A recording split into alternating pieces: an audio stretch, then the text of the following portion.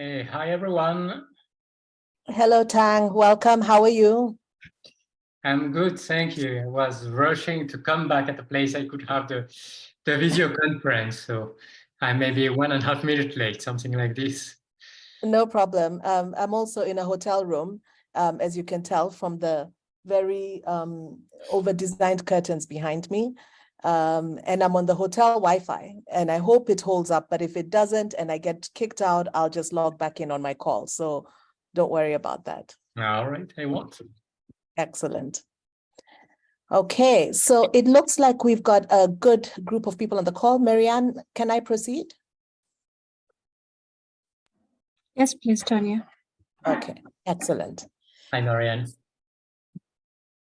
Hi, Tang. Hi, everyone. All right. So good afternoon, everybody. It's such a pleasure to be with this group one more time. Tang, for your information, we had the opportunity of spending time with our cohort in Kigali, Rwanda, a little bit over a week ago to kick off the BimaLab program. Unfortunately, you were not able to join us, partly because we didn't invite you, and we'll make sure that we do that for the next time so that we get to see you in person. Yeah. All right. And for the group on the call, it's my extreme pleasure this afternoon to welcome Tang to the call. Tang has been a super supporter of BimaLab. I think it's pretty much every BimaLab program that we've ran. He always kicks us off as our first speaker. He's got a phenomenal story to share as a founder himself, particularly and more specifically as a player in the insurtech market. The way we've designed today's session is very much a Q&A session that's going to be moderated by me. And what we like to do is get through a whole bunch of questions, have Tang respond to those. And then towards the end of the session, we will open up for any questions from the audience. But if you do have any burning questions as we are having the conversation, please feel free to type them into the chat window. And at the end of the session, we'll have Marianne just kind of moderate the questions for us as we close out, or either Marianne or myself will do that. So looking forward to an excellent session. And with that, I think we can get started.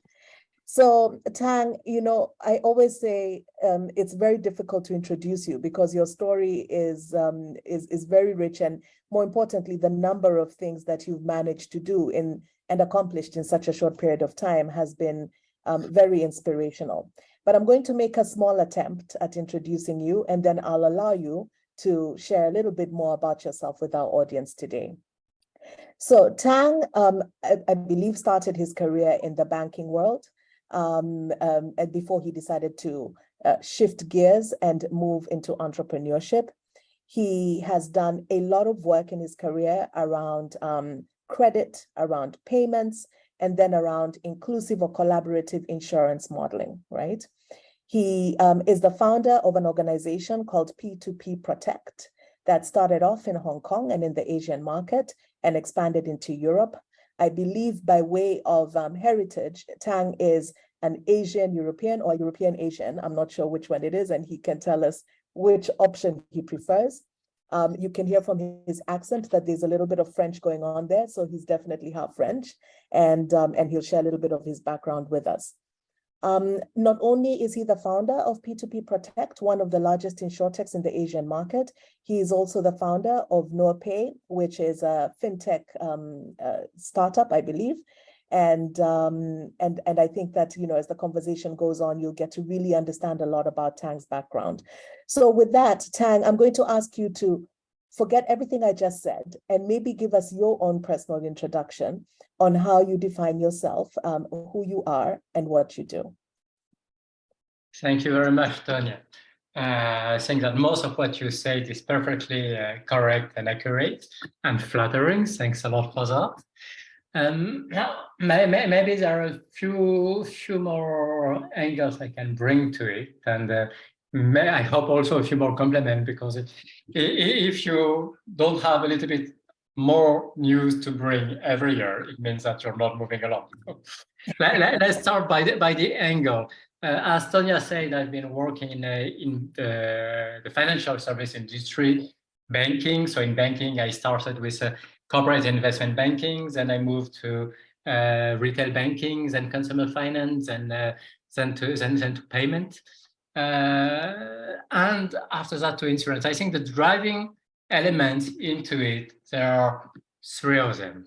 The first one is that I always had a dimension of an international dimensions to what I was doing. I've always been extremely attracted to the ideas of going to the other side of the world and being able to build something new on the other side of the world. So that was one of my motivations, and that's how I started and continued. And the second dimension is to building things, launching activity. That has also been one of my motivations. So I started doing it mostly for Western, for European corporate, which were launching, wanting to extend their activity in other side of the world. So I did that for them. I've been launching activities in China for French bank. I've been launching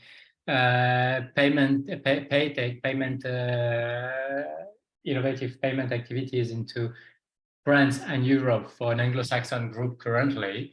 And that was always the second dimensions, build and launch new activity. The third one is certainly innovations, and it came more and more as I go. And Tonya mentioned that at some point I moved to the from banking to insurance, and that was at the same time a sort of coincidence. But at the same time, I also think that it's very good to make a step aside, because it's give you a different perspective to what you're doing. If you're staying 100% into the same specialty, of course, you become excellent, and that's great. But stepping one step on the side is also something which is very valuable. It's allow you to have more capacity to innovate or to see things from a different angle. And to some extent, that's why I've been working a lot in banking and credit in terms of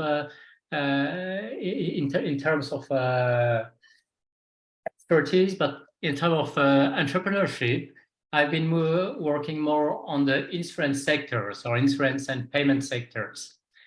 So that's the small complement to group all these chaos that I've been living through, as Tonya highlighted, into a few main drivers, which are the things which have been driving me all the time.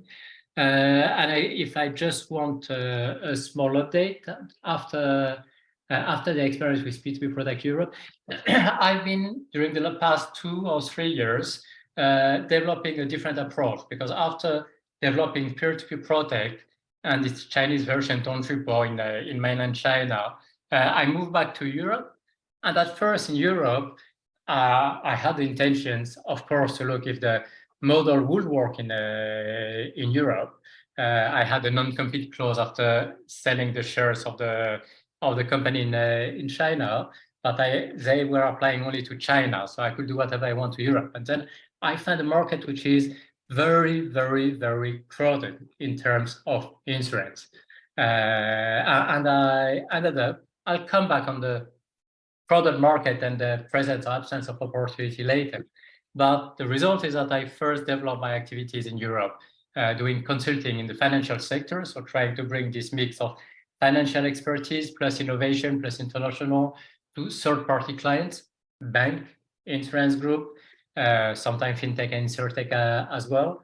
And the last type of model I've started to develop is what I call usually startup as a service, meaning that I start to advise different insurance group from a strategic consulting point of view. And then at some point, they convince, I help them convincing the board that something needs to be launched. And when they got sometimes it takes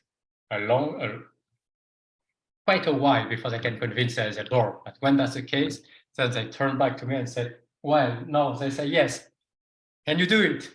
So the startup as service is this phase of saying, all right, there are big groups, they decided to do something, but they don't have the resource being ready for that. They have a lot of resource, much more than me, but they don't have this kind of agile capacity to build new project. And I'm bringing a team together and help them to develop it, which is one of the other approach to entrepreneurship, which is a kind of hybrid approach, I will say, that I'm doing lately. I think I've exhausted my my chaotic input, Tonya. So back to you. That's really interesting. And I think when you talk about that startup as a service, when you started off, you told us about 3 elements that motivate you. And one of those was building and launching new activities. So I think that those two really connect well with each other.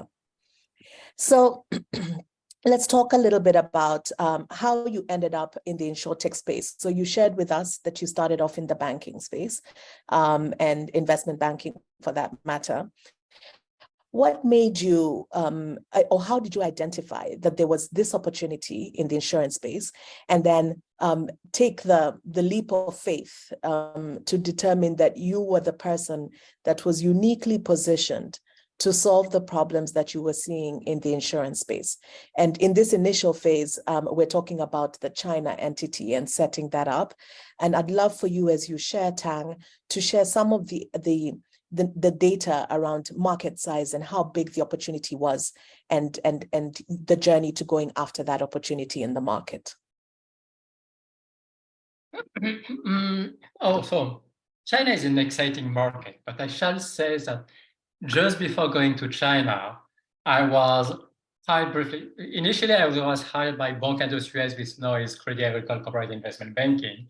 But then during a short period of time, 1.5 years, nearly 2 years, I was hired by a group called BPCE, which is a group, one of the biggest banking group in France. But they hired me to go on a small island territory in the Northern Atlantic to put things in order. Because they bought a small bank in a small territory. And when a big group is buying a small bank across an ocean, after a while, they start thinking that, well, but no, this is not how things should be run. So they send me there for that. And I did that, and that was exciting, but that was in a place which was, I would say, a little bit exotic in the rivers. It was very cold. It was large of Canada, large of Newfoundland and Labrador, the northernmost part of Canada. And there was, it was possible to do sailing, which was great, but only half of the year because the other half, the port and the sea around was frozen. So that's why quite an exciting, an interesting place, I would say. Not the cup of tea of everyone for sure. I thought that was great because I always had a passion for literatures and writing. And when I was proposed to go there, I looked at the climate there and said, oh, that sounds like an English novel called Wuthering Heights. I don't know if you know that. That was a place where a lot of snow, a lot of wind, a lot of and tragic things happening. I said, okay, I'll go there. And of course, I'll be doing my work, but I'll be writing a book as well. So that's how I went there. But it was, at the same time, it was a very tiny territory on a smaller archipelago. So when, after 2 years, I decided to let the sirens of China call me through another French bank who wanted to hire me to go to launch an activity there for them. I moved to a micro country, a micro territory, where I was handling the bank. I was the head of credit, among other, and director for this bank. But I knew every one single person on the island personally, and I knew the financial situations of every person's personally, because in 1 year you see the credit situation and you see all the account, right? That's a yearly review of all the potential clients, and they're all here. So I moved to this micro territory, to China, and China was, of course, 1.4 billion persons. It was just gigantic. And it continued, so I arrived in China. It was not my first time in China, but that time I arrived in 2006. And it continued to grow every day. And that was quite interesting in China. So this first phase of doing it for Onebank, a small bank specialized in consumer finance and credit card and prepaid card and payment as well. And the exciting things is the first, it requested to be agile. It requested to be agile because China is a huge country, so he had rules for huge banks, including huge foreign banks, and he's giving license only to very big international banks. So I arrived there. We at the head of what was still a rep office only of a very small bank, and I just realized that we will probably never be able, at best after 8 years, but probably never be able to obtain a banking license there because we were too small. So I had to build an activity leveraging on partnership with Chinese banks to be able to leverage on their license to launch new business models that they were not accustomed to. So they had an interest at doing it this way. So that was a lesson of agility in a gigantic country. The second thing is that because it's huge, when you launch something, it sounds like you have great number view from the other side of the world, from the head office or whatever. And you grow, but the first year you go from 0 to 1, so it's a plus infinite, right? The second year you still grow at 80% because the first year was only part of the year, and the third year you grow at 30%, and then at 30%, your head office is thinking, well, 30%, that's still very nice. We've dreamed of doing this everything, but China, you realize that the world is continuing, and China is continuing to move very fast. And if you're at 30%, you're not gaining market share. You have everyone else who is catching up on the innovation you first launched. And if you grow 30%, you have someone else growing 80%, 100% next to you. So you need to find new things to have a new leverage to accelerate again. And that's something which over 8 years doing this led me to do very different models. So moving from, as I said, credit card to prepaid card, etc. So that was huge. I think we issued 40 million prepaid card a year, nearly. So that was already huge. But I was getting a bit wanting to change, the appeal to change. I'm sure that you all are meeting it. And at some point, I was in charge of launching other market in Asia rather than only China, but I was still at the board China, but I wanted to do something else, and I wanted to move on the entrepreneurial side and to launch a startup. And I was looking a lot at the models, which is still in credit. Remember, I was in banking, and this was peer-to-peer lending. So a kind of two-sided market where you have lenders, lender investors lending money to other people who need money on the other side. And that was great. But I was too slow. I was too slow because by the time I really left Onebank, my previous employer, there was 3,000 platforms of peer-to-peer lending in China. It had an incredible success in China. It became the first market for peer-to-peer lending all over the world. It was maybe 3 times or 4 times as big as the peer-to-peer lending market in the USA, which was itself very dynamic already and very bigger than the rest of the world. So my ideas of being an innovative startup entrepreneur was not starting with the number 3001. I suppose you're quite feeling the same today. So I had to say, okay, what can I look for? And the story of launching a peer-to-peer insurance model is coming from this, all right, I'm working on peer-to-peer. I think that the model is very interesting, but not for credit, it's already done. So, but is there something else that can be done with this model? And what can I apply it to? And I started thinking about how to apply it to insurance. And that's how I came to launch to move to insurance, and it never left me since. Wow, that's a great story. I love that piece on your ambition was not to be number 3001, right? So how do you then, and I think there are real lessons there with regards to the danger of moving too slow or too late. And by the time you get into a market, there's already enough players. So then what do you do next? And I suppose that's what's led you then into the insurtech space. So now you pivot into insurance, and the idea is around peer-to-peer lending. What were some of the early challenges then that you faced in terms of bringing this product to market? Well, okay, one of the challenge, and I hope you'll have it less than me because there's a lot of great regulators in your ecosystem, but one of the challenge was, of course, peer-to-peer insurance was kind of turning upside down the model of insurance.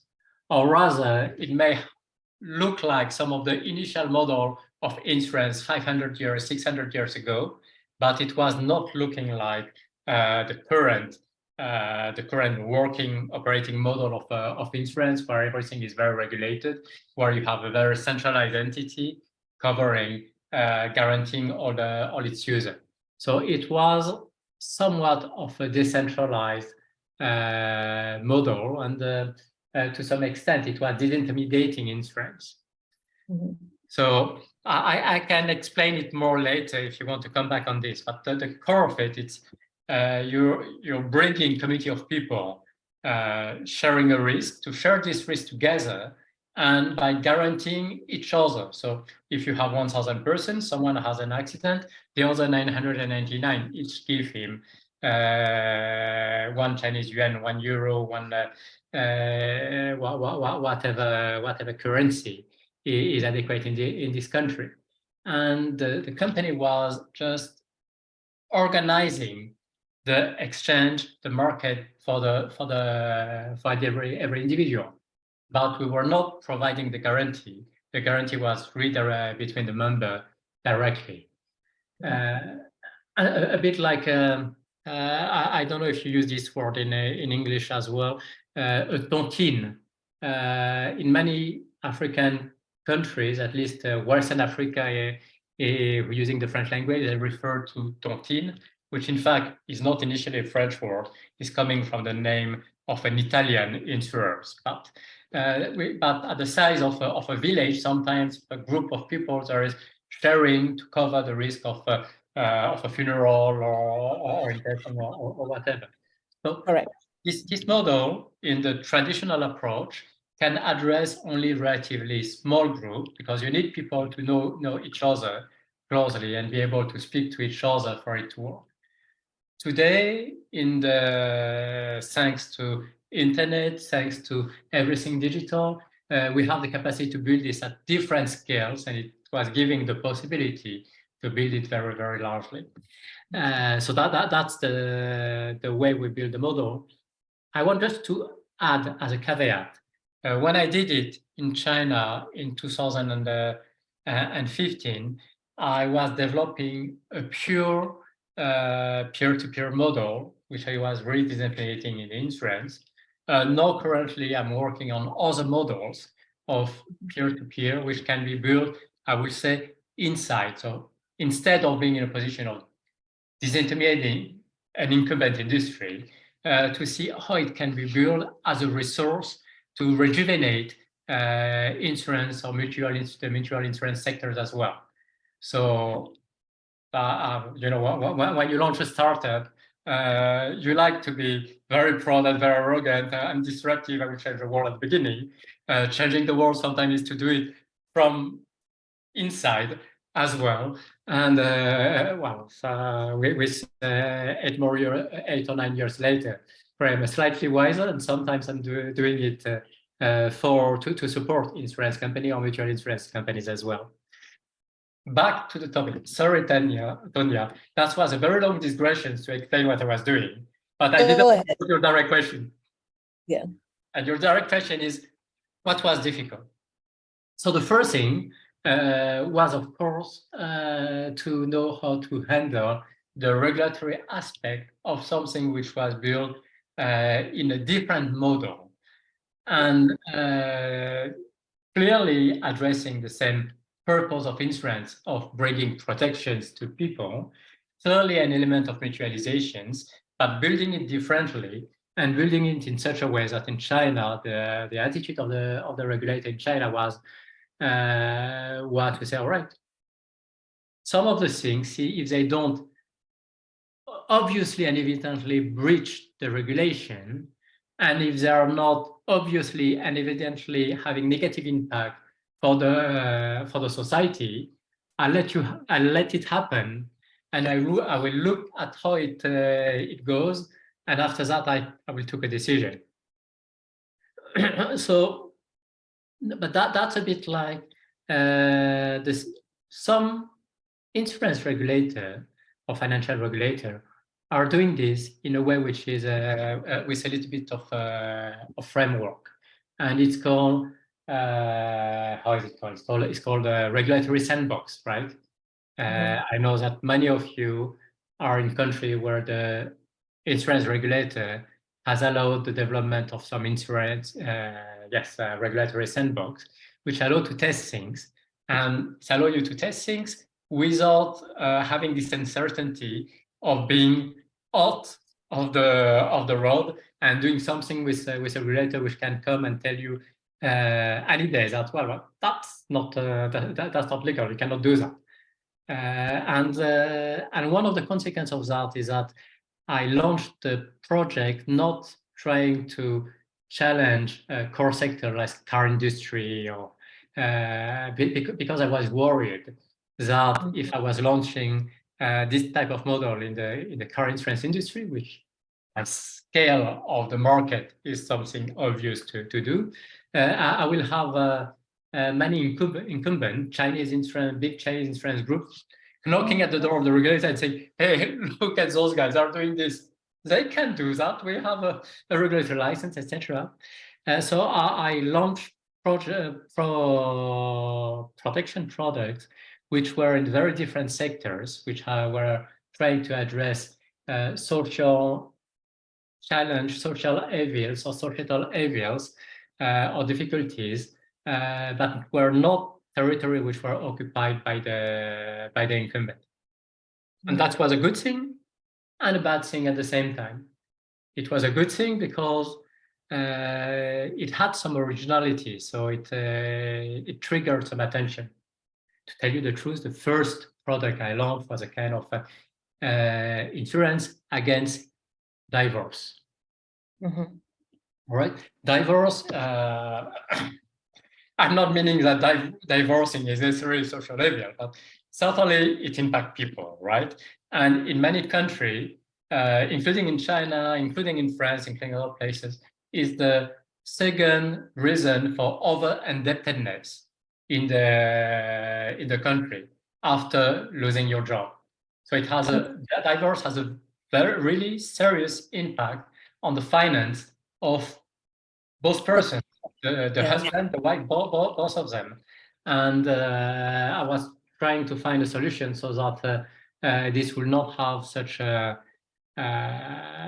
negative, a challenging impact on the finance to see, because when you divorce, everything is first you need to have 2 houses instead of 1, so everyone needs to pay his rent. In each house, maybe you need to have a room for the children, because they may sometimes, depending on the organizations, move from one side to the other. You may have legal fees to pay to lawyers during the divorce process if you're not wise enough to separate on amicable terms. Plus, you may not be for a while in the best level of energy to be able to develop your activities. So you may also have creep on the other side as well. Yeah. So that's the kind of thing that I launched, and it's very different. It had people talk a lot about it. I had some others that I launched which were also quite unusual behind.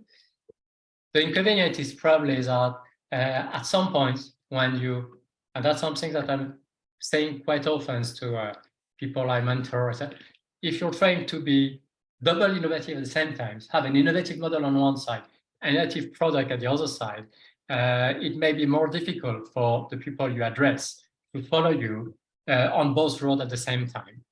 So that's why I was saying that it was a good thing and a bad thing at the same time. It drew a lot of attention, but probably it was not the best things at the beginning to acquire a massive amount of customer as rapidly as it could be done, or as rapidly as some of the successor I had in China were able to do it. Yeah. That's really interesting. I've never, ever heard of insurance for divorce in my life, but I can completely see where the use case is. I think two things there have struck me. Number one was the very strategic decision to choose the path of least resistance as much as you possibly could, right? So instead of going into a saturated space that has traditional incumbent players that are most likely going to be the bigger issue for you, and they have leverage with the regulator. So then looking for markets or areas or problems that are not saturated. And then secondly, was something you said that I found very profound, the to be careful where around the potential issue around double innovation. So innovation on product and then innovation on business model at the same time. So it can work, may not work, but you really want to be careful about innovating on both sides of that at the same time and going into market at that same time. So that was really, really insightful. So now we're getting the story. You know, you've moved into insurance, you've picked a P2P model, you're looking to solve social issues, you pick a product that you're going to start off with. And I kind of know where this ends up in terms of the growth trajectory, the number of users you were able to pull onto your platform and your product, and so on. But would you be able, for the audience, to just walk us through that journey a little bit in terms of, and I liked, earlier on you said year one, you grow at 100%, year two, you grow at 80%, year three, you're at 30%. We know that in the case of P2P Protect or the Chinese version, that was not the case. If anything, the growth was just continuously ticking upwards. Do you mind walking us through the growth trajectory of your company after this? Yes, but I will have to be humble on that, Tonya, because it grew, and it grew into an interesting model, which attracted attention, which attracted other Chinese actors to launch this kind of model. And I didn't went personally until the end of the path into this, because some actors entered the market and which had such an ecosystem that it really bring the model, which I'm very proud of having been bringing into the market, but they had the capacity to push it much faster, much further as well. And that's why after I developed it for the first couple of years, up to 10,000, up to 50,000, continuing to grow forward. And I realized one thing. What I realized is that in order to be able to continue to put it forward, I will need to be able to invest much more massively than I could with my own resource. I had a little bit of outside investment. I had an American VC which invested. I had a small amount. It was a seed investor, but that's helped me to allow to send this. I had a few business angels, Chinese and French. I also had a Chinese group which started investing and taking a share into it. I had some very big insurance group which discussed with me quite a long time also about investing into it. But at the end of the day, after making due diligence, sending someone from Europe to Shanghai to do a full due diligence, at the end of the day, they just pulled out a proposal which was, in my eyes, totally unacceptable. And it was totally unacceptable because they were proposing an amount. First, the amount I was deeming it unacceptable, too slow, but that's subjective. You can always dream that you are bigger than you are, right? That instead of proposing an investment for 20% of the capital, as that would happen, they wanted 70% of the capital. And then at that stage, I had to just decline the proposal. Then I had, just after I declined them, I had something which happened a lot to entrepreneur, which is to start to sleep quite poorly at night, because you realize that you had the funding to be able to run for 12 months or 6 months or 9 months. And then after a few months, you have less and less and less. Right. And when I declined this, I realized, all right, I was for the last 3 months discussing with them, but now I only have 1 month in front of me. What do I do? My God, what do I do? And I had people who I was employing, and how will I pay their salaries at the end of the month, etc. So that was a very challenging thing. But finally, nearly to my surprise, I found a Chinese financial group who was willing to invest a bit more, not much more than the previous one, but they accept to do that for 20% of the capital. So that was something I said it's fair. It's add me a bit of runway, but at least I can continue to run. And that's Right. that's what the Huaxia Financial, Chinese financial group, who finally, to which finally I let them take 51% of the capital a year later. And I personally withdraw a little bit from this project, first because there was a need for funding to be able to continue to carry it forward. Second, because I thought also that, as I mentioned, I'm half French, half Chinese, but I have a little bit of French accent. You can say that, Tonya. And also I have a French passport, and I'm born in France, even if I have a Chinese mother. So I was still seen in China as an outsider. And that was a way to bring back at the helm an actor who was a local actor and who had a lobbying capacity, which was important in China, which could go behind me. Okay, so that's the small adjustments to my story. Yeah. But we're speaking about incredibly huge number, and those incredibly huge number happened even if I had largely withdrew from the operational management of peer-to-peer in China. And this happened especially at a scale which was really that nobody was expecting, including myself, when two actors launched into it. And those two actors was one startup which was minority invest, but still 35% invested by the Tencent group, and which developed its model within the WeChat ecosystem. And the other one was launched 100% owned by Ant Financial. So Ant Financial, Alibaba Groups, Alipay Wallet.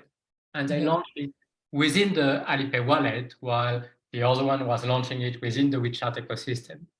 Yeah. And I shall say that this had a tremendous impact. They did first they took the peer-to-peer insurance model. They added a little twist, which were quite interesting and quite smart as well. But they developed it within ecosystems where they had a free way to develop it, and that was really a highway to growth, because Alipay or WeChat, they both have on their payment wallet something like around 800 million to a billion people on their wallet, and that was really the kind of accelerator to the store that changed the game completely. So we're speaking about number. There has been up to 300 million users of peer-to-peer insurance in China, including 100 million built by the WeChat affiliate over 5 years, and including another 100 million built by the Alipay and Financial affiliate in a time of 2 years only. 100 million users in 2 years. That was really incredible. and let everyone gasping. So you can have I had a nice model, an interesting model. I was developing it. I'll be proud enough to say that it was working and show it was working. With going above the 50,000 users, getting into the direction of 100,000 users. But then what really made an explosion was those capacity to develop it into different ecosystem. Other things important as well. They didn't try to fancy those very socially interesting, unique products that I developed, like divorce insurance. Another one was related to lost children, to kidnapped children, which was also a social issue in China. So again, I'm very proud of having built something which were very meaningful in terms of social value, but the most incredible capacity to do it has been into more the health sector, and they developed it in models which were related to critical illness, and that's a mix of those different elements. The extremely strong brands that, of course, Alipay, Alibaba could carry on one side, which are Tencent on the other. The ecosystem with a payment wallet which was there, which was allowing much faster and frictionless acquisitions, and the choice of a product which really had a market available. If you go to France, there is no market for critical illness insurance in France because everyone has a social security. Every employer is forced to give a complementary health protection to his employee. And even if you are unemployed, you still have a universal medical coverage, which is provided in France. And even if you're legal workers in France, you still have the right, illegal immigrant in France, you still have the right to this. So I went back to France. I was looking at if there is a market for this model in France. The answer was no. And I'm still looking at the project. I didn't yet. I have a few ideas, but this model and this product was also one of the components in China. So told you something about the incredible huge amount. I shall say that beyond those two cases, there were around 20 other peer-to-peer platforms which developed in China, including the one I launched, and which around, we would say 15 of them, between 10 to 20, had a reasonable success. By reasonable success, I would say having from between 3 million to 20 million users, which was already quite significant, but that's also because that's China. So it's possible to develop it and to balance it at a more moderate scale. And I think with a few 100,000 users, you can achieve a rightful balance into the model. But that was there was an interesting story about something else which was good for bringing some protections in the country, which was needed, and with very powerful ecosystems. Very good. We'll come back and revisit because you've talked to a little bit around your exit from the entity and where you are now. So we'll talk about that in a few minutes.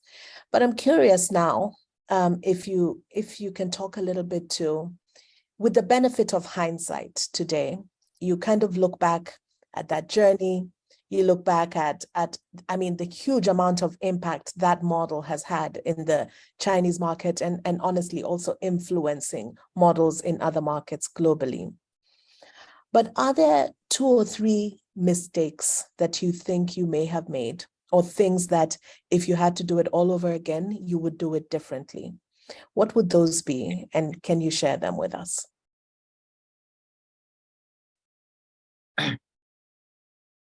Well, obviously, there were many mistakes, like there were many in parsing to be done.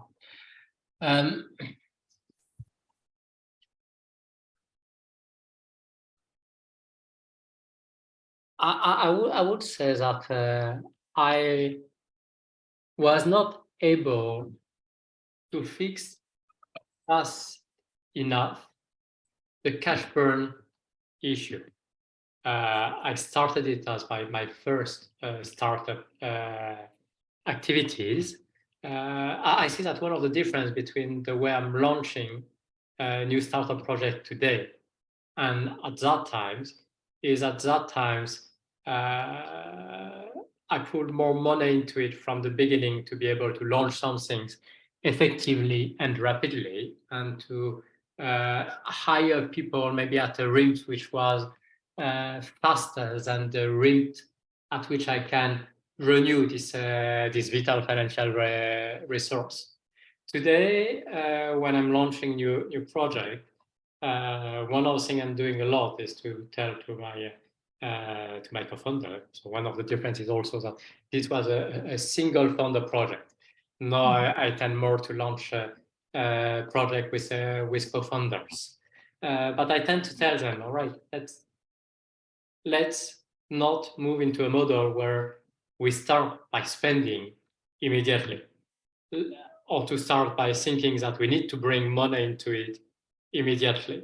Let's start by testing a model at some modest scales, at a workable scale, and in such a way that it can either not burn cash or be self-sufficient in its initial phase. Because if at some point, with a purpose which is to prove that it can work before we can enter into the cash burn phase. There is a time where it's meaningful, significant, useful to invest heavily to accelerate a model. And VCs are not always willing to invest, but when they're willing to invest, they're willing to invest to accelerate a model for sure. The point is, if you start being a negative cash flow, a significant negative cash flow, I'm not speaking about a very small accessories amounts that you need to, but if you start to burn cash a bit too early, you have the clock which starts ticking too early. And then you are under the time pressure to be able to raise money before which date, and maybe raise money before you reach maturity. And that's something which is, first, it's very stressful, of course, but also it may prevent you from doing the right pivoting. Because just at some point, we just don't have the time to make another pivot, because if we try to take 6 more months to change a model, we'll be out of cash already. So you just have to rush and run. If you're in a logic where you're much more prudent with your spending, and you're saying that, okay, but you want to generate tractions, to generate client and customer, which will prove that it works, which will allow you to raise funding, but you spend little enough to be able to say, all right, maybe we need to change some things, and you can still do it because you're not with this ticking time bomb, which is there and which is forcing you on a path with reducing the options you have.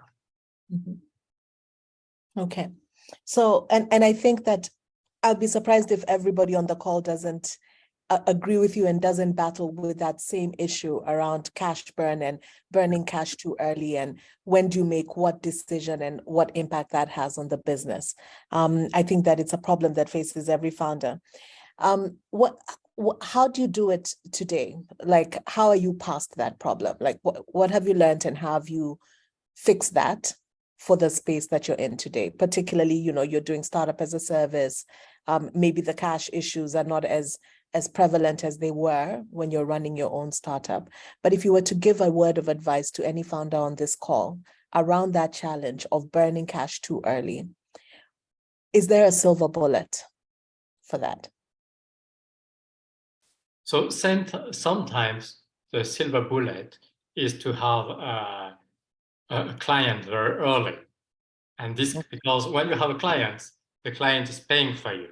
So there is two approaches to it. Either you as you sell some of your output and you're able to sell some of your output very early, which allow you to continue to refine what you are doing, but being funded by your clients.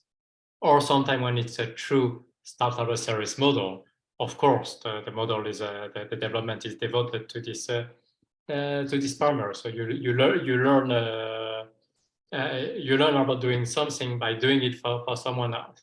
So I would say I would not necessarily put it out as a model for a startup, but certainly that's an alternative model which can help to bring innovations to larger groups, to existing incumbent groups, by helping them to build innovations within their ecosystems, sometimes within their legal infrastructures, but devolving it to a team which is there only for this, and to a team which is not principally focused on the daily needs of the operations of the insurance company. Because when you're already in charge of a department of an insurance company, you don't necessarily have much time to allocate to a new project, which can be very exciting, but which is 1% of the scale of what you're doing otherwise. Mm-hmm. Correct. Now, your second lesson that I picked up, and you mentioned it in passing, was the co-founder piece. So you said, the first time you were a solo founder, and now you work with co-founders. Tell me a little bit around that. Like what led to that? What have you learned? Why co-founders? What's the story behind that? Well, the first thing is that I'm asked that a lot in masterclass of entrepreneurship that I'm doing from time to time, and I'm always trying to give a quite open answer to this, saying that I don't want to give a definite options. You can be a single founder, or you can be a co-founder in a group of 2 or 3 or 4 or 5 persons. All can exist, and obviously there are benefit and inconvenience to both. And the obvious benefit of being more than one is that you have more, I would say, free resources at the beginning when you're just launching, supposing you don't pretend to pay you a salary from day one. The second thing is that it allows you to bring you different angle. So sometimes you can have quite similar experience. Sometimes you can have different experience, but even if you have the same background, you still are 2 different minds, and one can see what the other cannot see. The third benefit is that in every human endeavor and human challenge, you have times where your mood is super high and time when it's really tough. So if you're more than one, you can also expect that at the time things are tough, your co-founders will not be in the same time of the cycle and can support you a bit to move ahead. So there is a lot of benefit into being more than one. Another benefit is a matter of credibility. It just happens that often people in the startup financing ecosystems are a bit more suspicious about single founder than they are about group.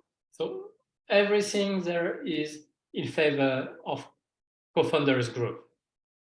But there is one thing which is in favor of the single founder. The first one is, I was saying, but the first thing is that the reason for startup with several co-founders to fail, one of the most important reason is a disagreement between the co-founder, right? So at least if you're a single founder, you can hope that you'll agree with yourself to some extent. Yeah. Right. So that's remove a potential reason for failure. And the second reason is that one of the to be a startup entrepreneur, you need a strong mind and being persistent. And the benefit if you're a single person is, as long as you don't lose faith in what you're doing, the project is not dead. It can be hard, you can hit a wall, but as long as you still have the will to do it, it's not dead. when you're a group, the story is a bit different, and it can not because there is a fundamental disagreement between people, but just because hitting the difficulties, at some point, some people will renounce to it and or don't have the capacity to continue to it. So the rhythm of the life of different people are not the same. One will be married with 2 children, the other will be single. After a while, the charge you have on the other side is not the same, and that can trigger also a weakness. So I don't advocate against single founder. It can work better. It has a benefit in terms of resilience to some extent. But whenever I have the possibility to do something together with other partner, I still I'll be going this way. Okay. The truth is, I didn't really plan to be a single founder with the first project. I bring around me a few people to discuss about the idea, to discuss the project. During 4 months, we've been meeting once every week to discuss it. And then at some point, it became necessary to invest a bit of money into it to launch it. And okay, I was the only one to do it, but I did it.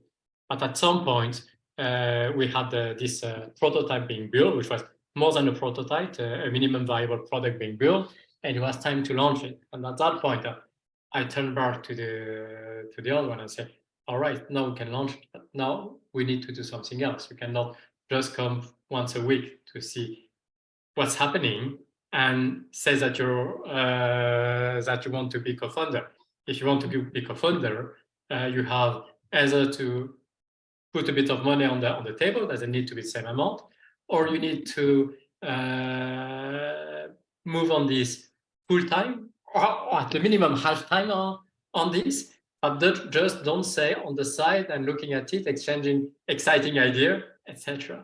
And then when I try to push them to take the risk of releasing their current job or whatever, nearly none of them was willing to take the risk at the end of the day. And so it happens that I released this group of co-founders, and I hired a small teams of great people that were employees to be able to launch really the activity with me. Yeah. So that's happened to a lot. I know a lot of people who wanted to launch something with a co-founder, but after 6 months or 9 months, I found that, well, they are alone in reality. Absolutely. I mean, I think when that time comes for real commitment is when you know whether you actually have co-founders or not. So great points there, and a good view in terms of on the one hand versus the other hand and what the benefits are to either model, single founder or co-founder. So thank you for sharing that. So as we move on towards the end of our conversation and open up for questions, a couple of questions for you. The first is, so what are the trends you're seeing in the insurtech industry right now, globally, right? So where do you see the evolution of this industry going? And maybe a little bit of you sharing personally what your role or where you feel you're going to continue to play. So just a bit of personal reflection, where your head is at, and what you can foretell for the industry over the next 5 to 10 years or so. Oh, so you want me to be a guru? I don't want you to be one, Tang. You are one. So I'm not sure that I'm ready to endorse this, but well, very obviously, insurance was a bit slower than banking or payment, especially into launching into fintech models. But this has been accelerating over the year, and clearly, or I would say over the past 6 years, we saw more and more insurtech models appearing around the world. And that's changing the balance. So the cycle is starting a bit later than paytech, for example, but it has started without any doubt with a great example. Second thing is that technology at the service of insurance has been developing pretty well and is probably be deemed by a lot of investors I know today as being the safest bet in terms of insurtech. You know, for fintech, there was this story about, shall we call it fintech or tech fin? So is it financial before tech or tech before financial? But the element of bringing technology to service the need of the insurance industry are models which have been developing nicely and which have a bit more easiness in finding funding because maybe because the B2B models is a bit safer and easier models to be able to launch the activity with less risk of cash burn, because every time you sign a contract, you have the money coming in and then you can spend it. Compared to the B2C models, which can take a very long time. It's a great ambition, no doubt, but it can take a long time spending cash before you can expect to reach a balance. And this has not been denied in insurance. There is a number of great insurtech company, very digital minded, very modern, challenging the traditional insurance model on a B2C model, but not many of them reach financial balance yet. And a lot of them have been piling huge amount of accumulated loss, have been able to raise a lot of funding to do so. But the risk is, if we're meeting today a phase where funding is becoming rarer, which is a bit the case in US and Europe for the past 6 months or 9 or 10 months, that really can be a challenge. Of course, there is positive things when you already have a lot of investors invested in you, so they don't want to lose their initial bets, so they may be tempted to give you more money, but in those conditions, they can also give you more money in much less favorable terms and force you to accept much less favorable terms because there is not a lot of people ready to give money then. So that's the thing. So the capacity of technology to serve insurance need has been proven dauntlessly. It can develop as independent insurtech, or it can develop as insurance technology on a B2B model for insurance group. What is not yet proven, I would say, is that the new neo-insurance insurtech have, I would say, a disruptive capability, in the sense of disruptive, which is saying that you're moving into a market and you're displacing it. Either you take it over, you kill encyclopedia when you're Wikipedia, or you carve a significant additional space in it for your model. And new model, yes.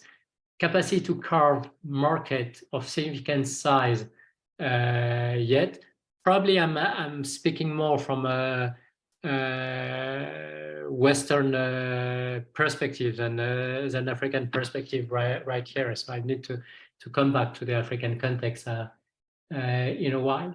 But the capacity to do it, to continue to gain market share, and that's done nicely, and at the same time to balance your premium on risk and your investment on cost, that has not been truly proven yet. It's not, hope is not lost, but success is not evident.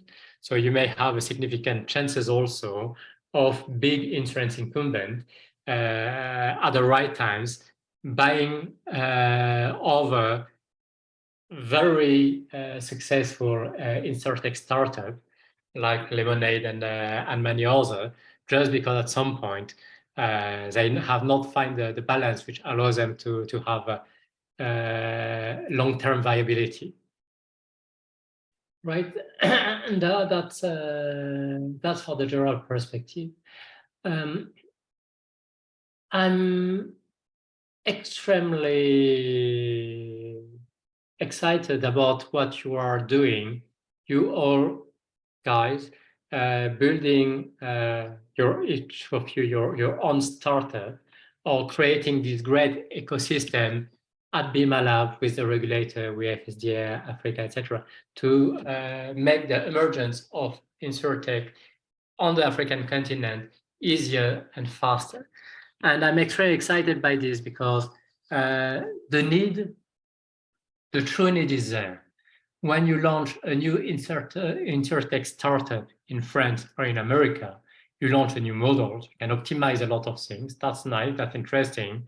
But basically, most of the things which are needed are already there. The protection, 95% of the protection framework is already in place, and you can marginally improve it here and there. When you're speaking about Africa, the insurance penetration, of course, remain pretty low today. It's great in terms of car insurance, and it depends on the number of cars because it's mandatory, but the rest is really, really very challenging.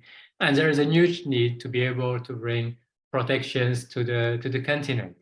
So I heard 1 or 2 weeks ago at the launch of this BimaLab batch that your purpose was to create 1 million more insurance beneficiary in Africa. So yes, do that every year, or do that 1 year, do the double next year, triple next year. Go ahead, because the need is there, and that's a beautiful case. And if I refer to the application of peer-to-peer insurance, I talked to you about how successful it has been in China. It has developed in other market as well. It's developed in Indonesia, in Malaysia, etc. But attempt to develop it in Europe, for example, there were a case in the UK, there were a case in Germany, there were a case in France. They have not been impressive success, and many of them eventually were taken over by someone else, or kind of pivoted their model for something else. And of course, it may mean that for one market, it's not the right model.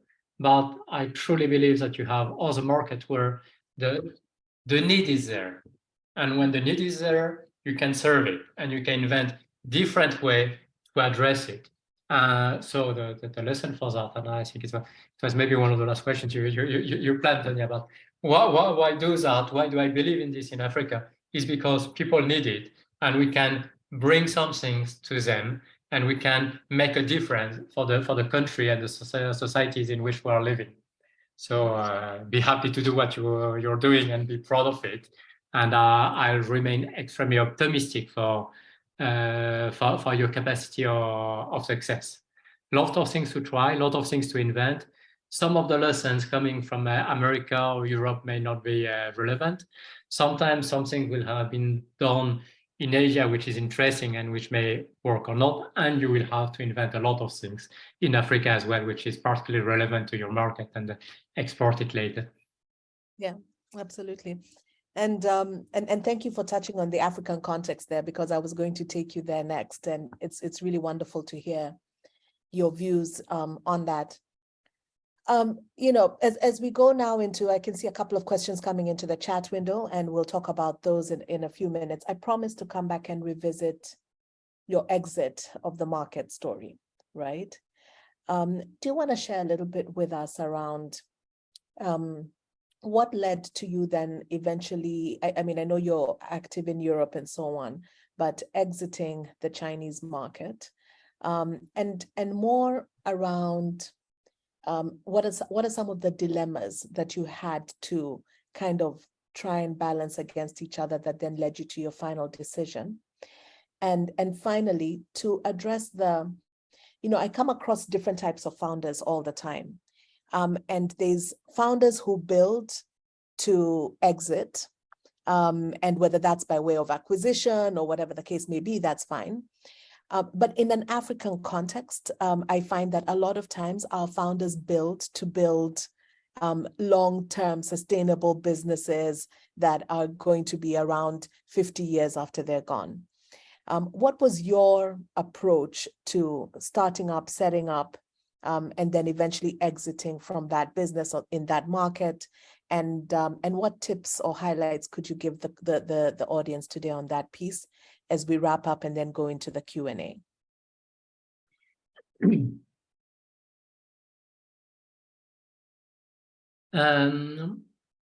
Well, no, lots of things coming into play there.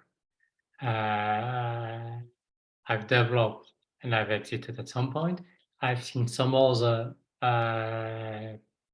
actors develop and exit at some point as well, selling also to different to different actors. A part of personal story is impacting as well. You make a life choice, not only as an entrepreneur, you also make life choices as a part of a family and a part of what you want to do at a given time. So certainly for me, there was a mix of the two. There was what I was seeing as being the best for the development of this model in China at that times. And I thought that it was a reality that I was constrained in my capacity to invest further into it. And I was not sure that when the idea started to mature and being aware of whether I will have at any time the capacity to raise funding in comparable means to some of the Chinese actors there. So of course, Alibaba Group and financials and Tencent WeChat, I don't even speak about it. But even about the among the other 20 actors who develop and reach between 3 to 20 million number of users, they were in an ecosystem which were probably more truly theirs. I mean, speaking about the Chinese ecosystem, than it was for me, and more capacity at both raising funds and lobbying the regulators. So at some point also, I thought that this company, which was ready to invest, could resolve a financial issue for the further investing in development of the company, but also that they may be a good ecosystem to develop and to grow. Nothing of the scale of Alipay or WeChat, but still at a significant ecosystems and still having more leverage on investors than I was. Speaking about the relationship with investors and Chinese investors, I had one thing which struck me at some point. I was discussing with Chinese VC, telling him about the story of Don't Triple peer-to-peer project, and at some point he come back to me with a question, which was an abrupt question, and his question is, all right, but what is your unfair competitive advantage which allow you to remain dominant in the market when everyone else will be coming and developing a similar model to grow? And this at this stage, something to answer. I answer that well, what's important is not to look at the competition, but to be focused in running fast and doing things well and fast to be able to grow, which is a decent answer. But that was not what he was wanting to hear. He was wanting to hear that I had a secret, a magic, as a magic recipe or backgrounds with some children of a general from the Communist Party Long March, or this kind of thing, which will allow me the right level of political advantage. And part of this was the fact that I was not sure in China I will have had the capacity to run ahead of the pack for much longer. And very certainly, in fact, the only thing which could have been a better solution than me selling to these Chinese financial companies would have been being able to sell it to Ant Financial, for example, instead, because the ecosystem would have been even more powerful, the capacity finance would have been better, and probably the financial exit would have been better for me, for me as well. So maybe it was not the best choice to sell to these actors at that times, etc. You never know in advance. What I shall say is that it's never, I think, for most founders, just a matter of okay, I do it, I sell it, I'm rich, and bye-bye. Because even people who are startup entrepreneur and who leave one of their birth child company, the thing you find them doing 3 years later is usually launching and running another startup. Yeah. So there is an addictive element to it, which means that when you start doing it, you want to do it for all your life. Yeah. Or eventually, if you think it's time for retirement after having developed something for 20 years or instead of for 3 years, then you'll still be investing your money as a business angel in another project because your heart is here and you cannot imagine anything which is more pleasant. So yes, many things may impact. Just build, sell, and run. I don't believe that this is a real motivation for any founder. Anyone who did it just want to do it again, right? You may have exceptions. So people who have been investing in building a company for 10 or 15 years sometimes make different choices after because they had no life for 10 or 15 years, and they think it's a time to give back a bit of their life to their family, which is legitimate as well. I had a family with me there in China. I also wanted to have them discover a bit Europe, France, also after spending many years in China. So this was probably an element. Yeah. And that's all. That was a personal human choice at some point, and in different conditions. Maybe I would have continued longer. And when I came back to France, I've been starting a company for myself with the same brand, P2P Protect, even if the activity is different. I've been launching company for other actors, some insurers, some payment companies. So as you see, I'm not. I'm still an addict. You're an addict. You're an addict. Thank you so much, Tang. Thank you for that.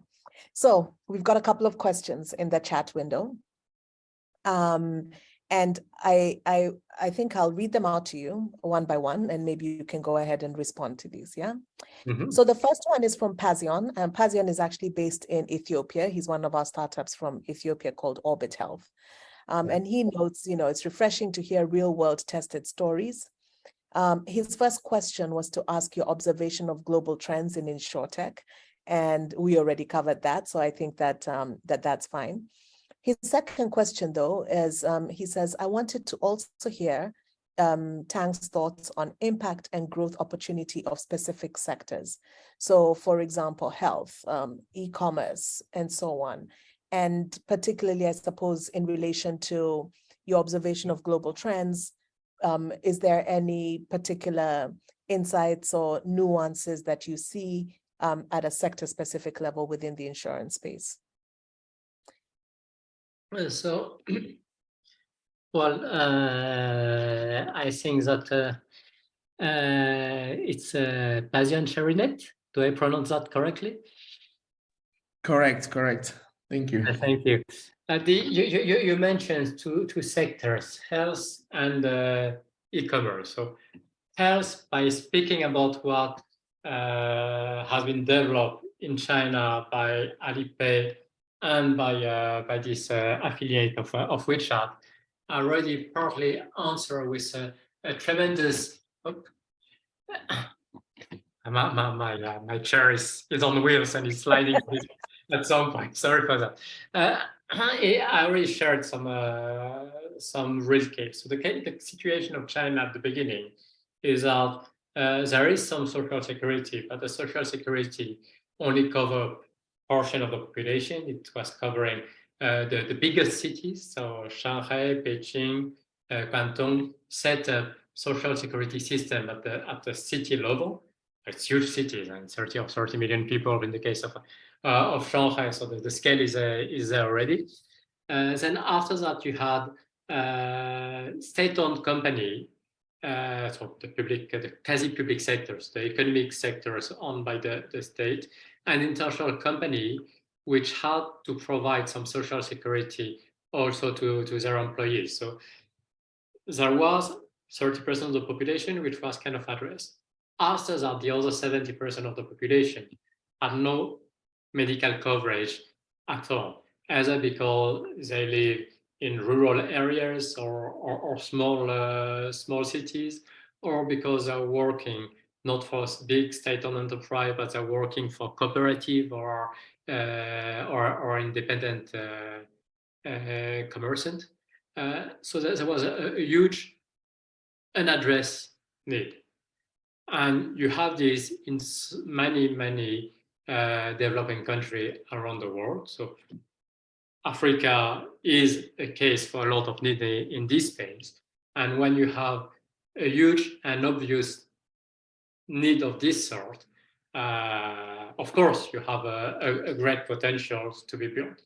The only thing is that the full health package coverage coming from insurance from Switzerland, from England, from France, etc., they may not be tailored for the need of this underserved population.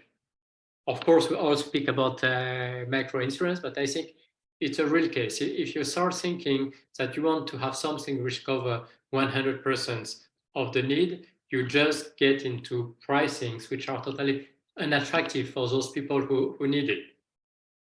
So there's a balance issue there. The product which were really changing the games in China were focused on critical illness. Why is that? It was focused on critical illness because by focusing only on the 2 or 3 major type categories of sickness, you can limit the cost. You don't cover the common daily medicine issues, which are inexpensive, but that most of the time people can still face by themselves if they need it. And if they don't want to pay for it, maybe they can just stay 3 more days in the bed. There is inconvenience to that. You don't work while you need, but that's not something which is impossible to face. While sickness such as cancer or others that everyone now is aware of, and more as the and sometimes more and more early in your life cycle, is something which everyone realizes it's not possible to face the expenses related to this. You really need to have a degrees of support that you cannot just self-insure on this kind of thing if it's happened. So this balance of focusing on a limited number of things to reduce the cost, but on things which are serious enough that people really feel threatened by this, should it ever happen to them, give a mix of something which at least has been proven to be the right trigger to be able to go and enroll unserved population. of course, the product is only one of the aspects, but I believe that the health sectors still have a lot of opportunity, and that is going to last for a long while, country by country. Then moving to e-commerce. In e-commerce, I'm not trying there to be not trying to be a guru. Sorry, Tonya, and to draft you a visions of what will happen. But in terms of one of the things which has struck me, if I move to some of the things which I saw happening, is that some very small insurance covering pretty small risk, but which are generating some friction into e-commerce. One example of the friction in e-commerce is that when you order it, you don't know what it will be yet, whether you'll be satisfied or not. If it is a pair of shoes, you don't know if it will be the right size for your feet, or the right size for your body, for clothes. And that's slowing a lot e-commerce. So if you don't want this to be slowing the development of e-commerce, then you need to allow return. But return is something which is a little bit, has some degrees of expensiveness in terms of the logistic of it, but also have some expensiveness for the e-commerce seller, because he's losing the benefit of his sales. And this situation is bringing some negative hindrance on the development of e-commerce, because it's breaching the capacity to trust into a full service. For very long, in Europe, for example, people never thought that e-commerce of shoes would ever be successful, because they just thought, well, people don't know if it would be right or not. And now I see that that's work very differently. People order three different sizes of same pair of shoes and return 2 of them and keep the third one. In China, so I'm still coming to insurance. I may appear to have lost the direction, but I'm still coming to insurance.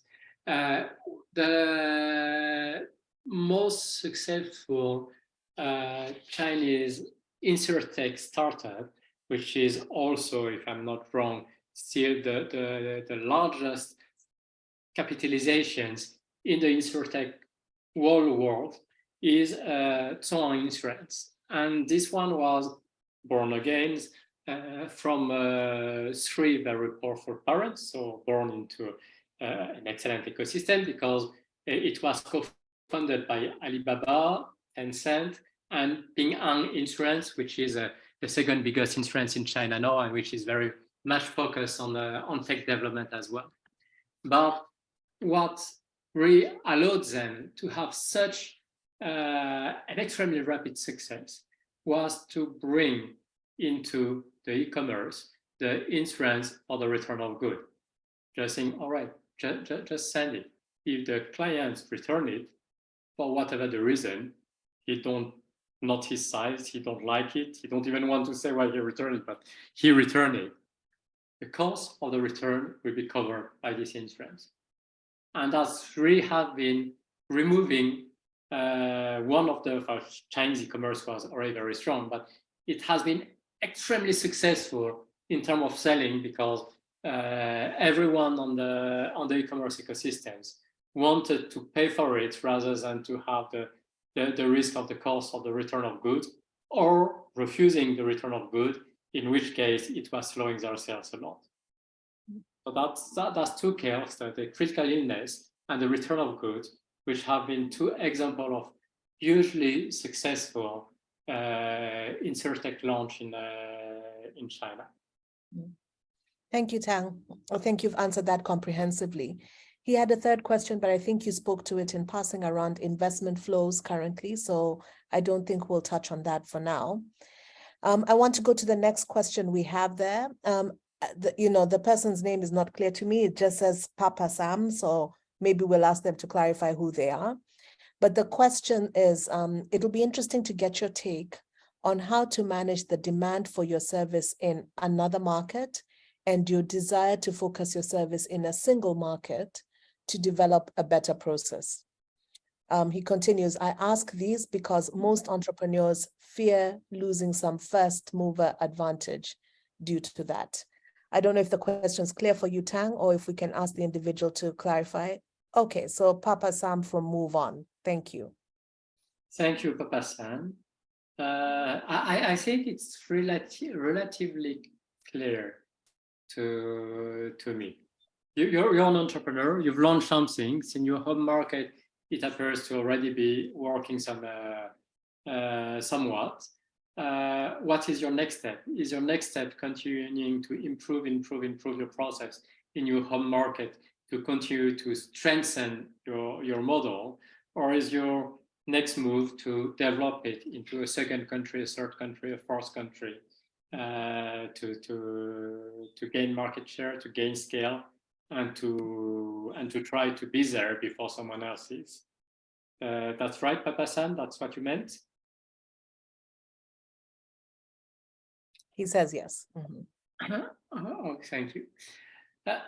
And we said that's extremely difficult to have a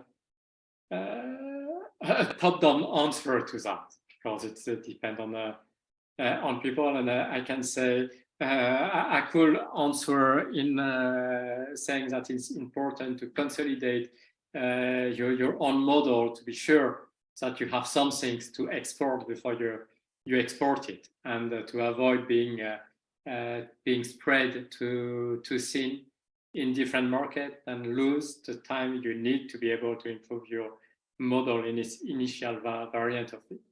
I would say that will be probably the conventional wisdom, and that will be wisdom, just pure wisdom. Try to do things really very well before trying to project elsewhere at the risk of not being able to continue to progress. I say that with a bracket because I know that I'm myself always struggling between the two temptations, between, well, let's do something more, and this acute awareness that you need to focus on improving the quality of what you're doing, where you're doing it first. So I can't give a single answer to that. I'm trying to maintain a balance between the two. And I know that I have to struggle to maintain this balance, because if I let myself go where my enthusiasm will be leading me, I will lead the company I run to failure quite easily. So be very conscious and aware of it.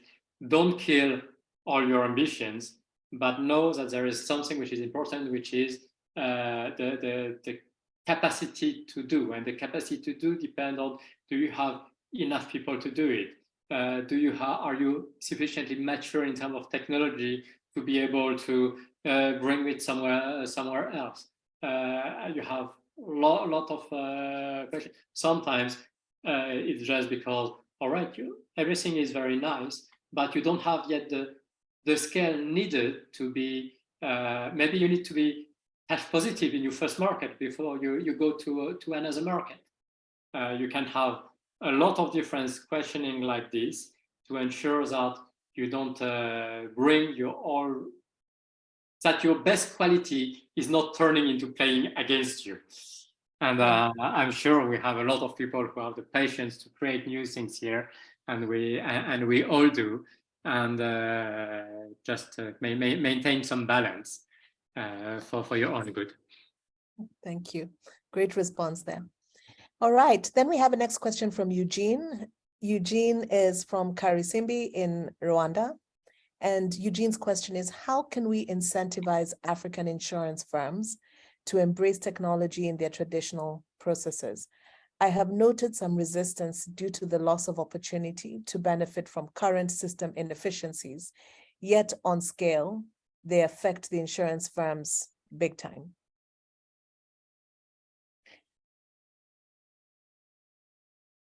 I have noted some resistance due to the loss of opportunity to benefit from the current system inefficiencies. So what you're meaning, Eugene, is that some of the inefficiencies in the short terms is playing in favor of some insurance actors.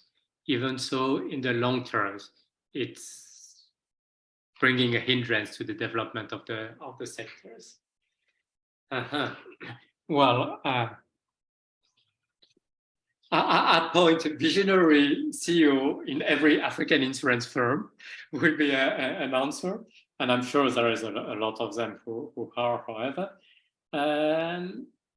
It's not always easy, even for visionary CEO, because there is a lot of internal obstacles sometimes to overcome. But I understand your difficulties, and sometimes I'm not even sure that this is an active resistance because I have no sight of the benefit of innovations. Sometimes I have the impression that it's just the pulse of startup versus insurance firms is radically different.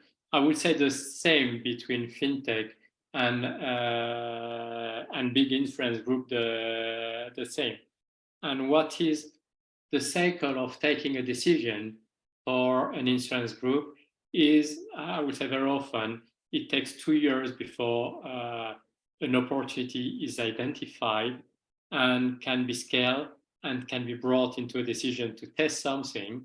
And even when the test is done, it doesn't mean that it will be implemented at scales behind. So you have really one of the big and very painful issues for startup being the fact that they don't live at the same rate as some of their potential partner or client industry. I would recommend to try to have, for the technology you develop and you need to share or to sell, or the model you want to sell, to have a variety of type of customer or partners target. You may have the big insurance company on one side, but maybe you need also to have among your target, sometimes it could serve also insurance broker who are usually of smaller side but faster moving, and sometimes well, I don't know which sector you are in exactly, but a matter of if you work only with the biggest, there are also the slowest very often to take a decision. So you need to have a range of target, some of them which are in a rim of development which is close to yours as a startup and which may take decisions at the same rim you do. It will certainly be much less interesting contract in terms of amount volume, and they may have less resources, so the pricing negotiation may be tougher. But that may allow to have things happening and have a contract and at least some money coming in early, because I promise it's not only the African insurance firm which are very slow to embrace innovations. You'll find the same in every other country. I've met insurance and I've tried to convince them to adopt new model. So balance your bet so that you have the short-term bets that are smaller, but that's where they will help you to survive and they will help you to experiment and to prove things. While the big insurance, if you need to wait for them for 2 years before they take a decision, as a startup, you may be dead before they come to a decision. Yeah, thank you for that, Tang. It makes sense. All right, we've got 2 more to go. We have a question from Peter Paul Imaju. Peter, I'd like for you to tell me what company you're from. I'm sorry, I don't remember. The question is, insurance is still quite a gray area for the majority of the population in a number of African markets, which presents a huge opportunity. First question is, what would your 2 key recommendations be in taking the right approach for a startup in Africa based on your learnings so far? Okay. The second question is, how does this fit in the innovation agenda for fintechs and insurtechs in the African market? And the third is, with financial institutions in Africa adopting bank assurance, what is your view on collaboration and partnerships with financial institutions? What does the future look like in your view for insurance as an industry? So I think you may want to see if you take that in bits and pieces. I think that you've talked about the future of insurance a little bit earlier, but maybe a good place to start is around 2 recommendations in terms of the advice that you would have for this group of individuals starting up an insurtech in Africa, so we can broaden it in that sense. And yeah, let's start with that one, and then we'll go to the next one. So yes, quite still a gray area for majority of the population in a number of African markets. And it's a huge opportunity, that's what you say. And it's a huge challenge also to be able to move this huge opportunity into a huge reality. I think there is 2 hurdles to overcome in order to bring the populations to wider adoptions of insurance. And well, there's more than 2 hurdles, but I put aside the one of having a product pricing which is adequate to the financial capability of the target. This is an obvious one, and this is addressed by different form of microinsurance already. But the 2 other are, I would say, are the lack of awareness of what is insurance, and the defiance and the confidence gap with the insurers. And so the lack of awareness, that's reality, that's an information matter. But there is a lot to be done to confront or communicate, and the matter is it something which can be addressed by a startup, or something which need to be addressed by the insurance ecosystem in each given country? But the lack of confidence is an endemic problem of the insurance industry in all the world. And even in countries where the regulation is good enough, healthy enough to ensure that there is no obvious abuse on to the user, it's still very different for people to get confidence, and it's very difficult because the model of insurance as such is the client pay first, and if everything goes well, he never receives money back, right? The ideal situation in insurance is that you don't have accident, but that make it a bit more difficult to build confidence. So part of the issue is probably finding ways to ensure that the frequency of the payback is as high as possible. There are 2 ways I can think of doing it. One, if you think in a peer-to-peer model, there is logic of returning the excess premium to the user. And I'm speaking of peer-to-peer model, but in fact, if you look at the statute of most mutual insurance company in the world, it gives the possibility to the mutual insurance to either to ask its member for additional contributions if a risk is going higher than what is expected, and of course that's very frustrating for the user. But it also gives the capacity to return money if the risk is lower than what had been anticipated.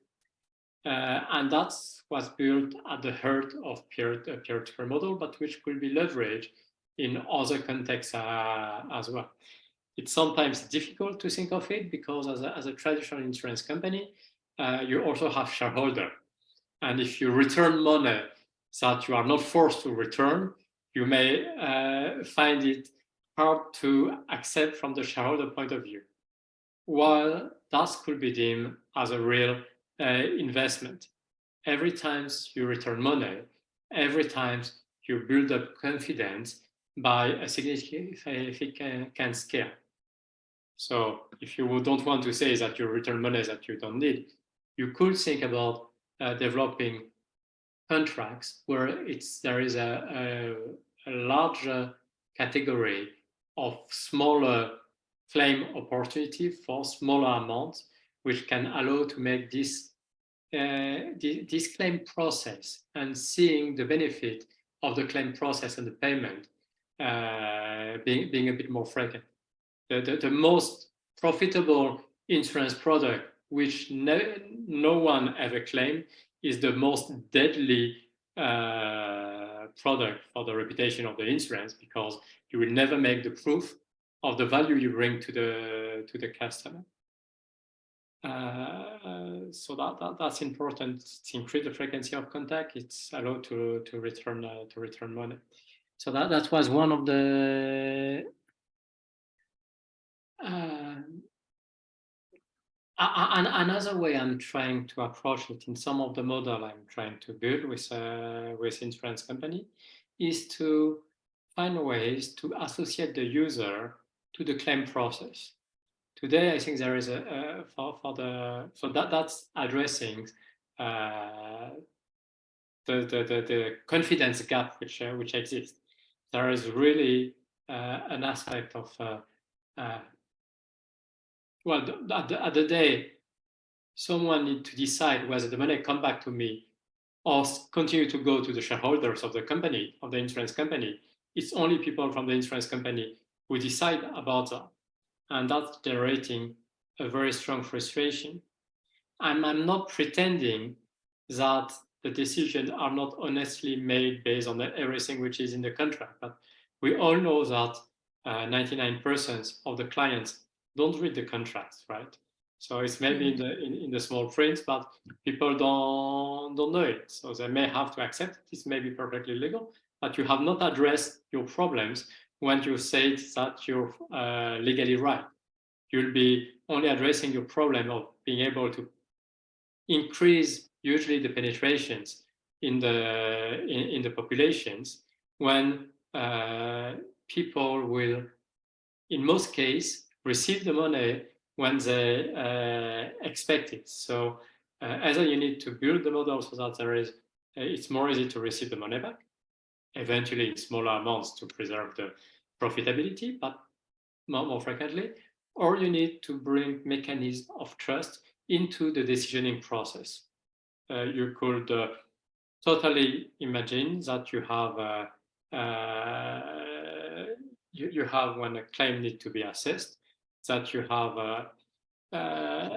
a group of decision, a kind of jury made of both people from the insurance company, which bring the expertise in terms of knowledge of the contractual, what is contractually covered, and what is the practice of the industry, and how to be prudent against fraud, etc. So this expertise, and some people who are there to who are coming among the members, which are this could be a draw or whatever, like you have in the criminal court jury system in some countries, or just members of the populations or members of the client, which are there to participate into the decision.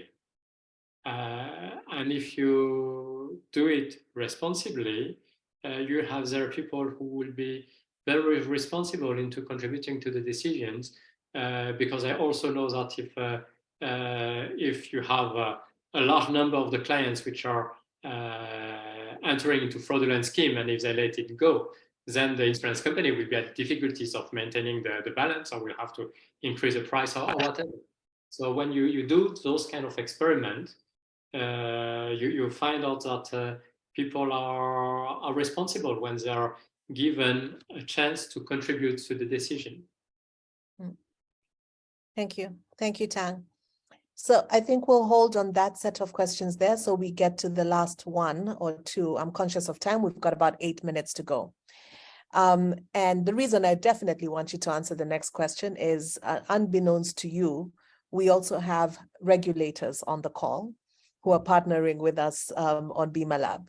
And so Mohamed Faris is from ACAPS, which is the regulator in Morocco. So welcome, Mohamed, and the rest of the team. And Mohamed's question is how to effectively protect consumers against the bad practices of international insurtechs. Any comments on that or insights you can give? Oh, well, first, glad to exchange. I will be meeting Friday next week some regulators from Morocco as well, but from some of your colleagues in the Moroccan Association of l'Autorité marocaine des marchés de capitaux. So, sorry for my French. I suppose that Mohamed. I'm sure Mohamed understands you. I understand it. So but that's not your question. So doubtlessly, and as you put out, a regulator may have two duties and two missions.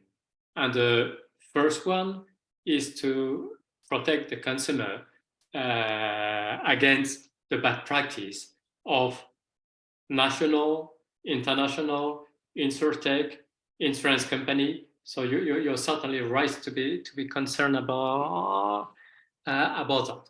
The other is to facilitate not only to protect, but to facilitate the capacity to offer answers to the frustration of the consumer or to the needs of the consumer, and which is leading a number of regulators also to feel the duty to help developing the market into bringing new solutions. So that's a significant challenge as a regulator to balance those two needs, the protections and the enablements of new beneficial solutions for the consumer. I'm not sure exactly about the use case the type of use case you want to highlight in mentioning international insurtech. One thing may be related to insurtech which are not regulated into your market. Because if you have an insurtech or an insurance company which is international, but which is registered in your market, have a license in your market, it is also under your authority. So I think in this case, you have the capacity to regulate it. What is maybe more difficult sometimes is if you have non-resident entity which is making offering and which can be tempting some of your users to benefit from those offers, because if they are non-resident, that's make it extremely difficult for you to regulate. Is that if I may, Mohamed, ask you to guide me? Is that what you were thinking of when you're raising the questions, the practice of the non-resident international insurtech, or are you speaking about insurtech which may have entered the Moroccan or another country's market and which will also be registered in your ecosystem?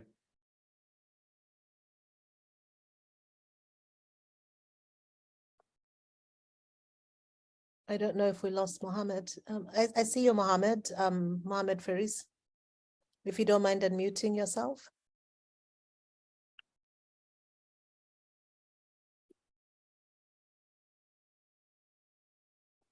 Okay, maybe we lost him.